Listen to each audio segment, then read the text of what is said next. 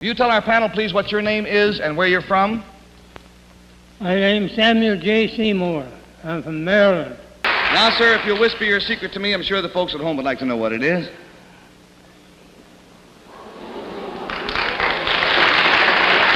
Samuel James Seymour was no ordinary figure in the grand saga of American history. For nearly a century, he held on to a memory so profound, its resonance bridged two eras and forced the nation to confront the enduring aftermath of one night's violence. As the last living witness to the assassination of President Abraham Lincoln, Seymour's eventual revelation on national television was more than a confession. It was a final, trembling thread that connected the 19th and 20th centuries. The secret he carried, often misunderstood, was not simply about what he saw, but how that night marked his soul and the soul of a nation.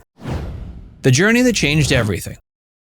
Samuel Seymour was born March 28, 1860, near Easton in Talbot County, Maryland, an area enmeshed in lingering legacies of slavery and the Civil War. His father, George, managed the plantation of Colonel Nicholas Goldsborough, one of the region's most prominent landowners, whose family connections stretched deep into Maryland's slaveholding aristocracy. In 1865, the consequences of Maryland's abolition of slavery loomed over the Seymour and Goldsborough households, with legal complications demanding attention in the nation's capital. Business matters over the recent emancipation of some 150 enslaved people on the estate provided a grave but necessary pretext for a journey that altered his life. Accompanied by his nurse, Sarah Cook, and Mrs. Goldsborough, his godmother, Samuel arrived in Washington, D.C. on April 14, 1865. The trip was long, involving a rambling carriage journey and a riverboat steamer, a true odyssey for a boy so young and unworldly. Upon reaching the capital, Samuel was both excited and unsettled by the wild celebratory energy. Just days earlier, the Civil War had ended with General Lee's surrender. Soldiers crowded the streets,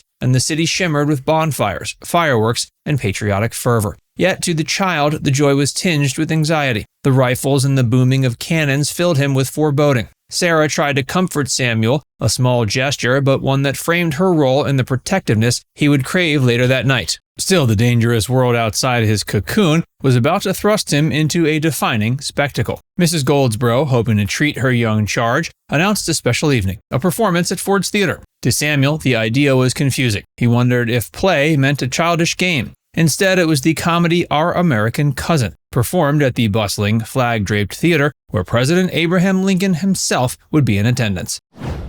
A young witness at Ford's Theater.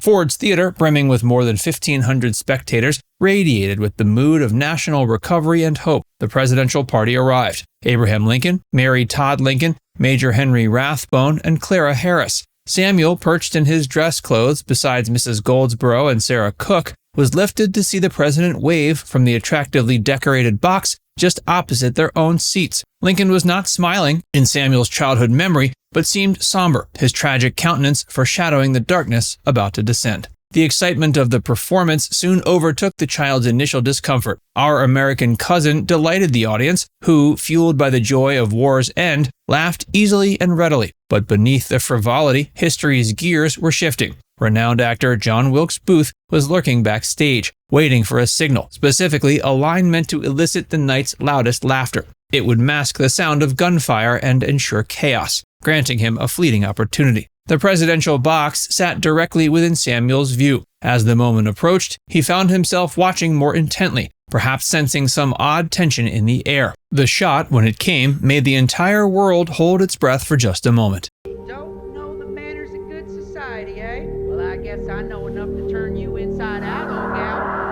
You suck with the eyes of old man trap. At 10:15 p.m., Booth darted into Lincoln's box and fired a single round from a Derringer pistol into the back of the president's head. The sound jolted the audience. Clara Harris screamed. Rathbone lunged, grappling desperately with Booth, who then stabbed the major with a dagger, slashing deeply into muscle and artery. In a sudden, dreadful spectacle, Booth vaulted from the box, but caught his spur on the decorative Treasury flag, landing awkwardly on stage. He broke his left leg, whether from the leap or, as some accounts say, in later escape was debated, but managed nonetheless to rise and brandish his blade, bellowing words both defiant and chilling before vanishing into chaos. From Samuel's child's eye view, what followed was more confusion than clarity. he saw a tall man tumble from the box. His immediate response was not horror for Lincoln, but heartache for anyone hurt by such a fall. He pleaded to help the poor man who fell down, not knowing the very fall he witnessed belonged to the assassin, not a victim. The noise rose to a furious crescendo. "The president is shot," someone shouted. Samuel, frightened beyond anything he'd ever felt, was whisked out of the theater by his nurse and godmother, swept away amid a crowd of full panic. Haunting memories. Just think of it. For Lincoln, finally, this punishing war has come to an end. And he's able to feel a sense of the country is going to go forward. I've done my part as a leader. And he only has 5 days to appreciate that before he's killed.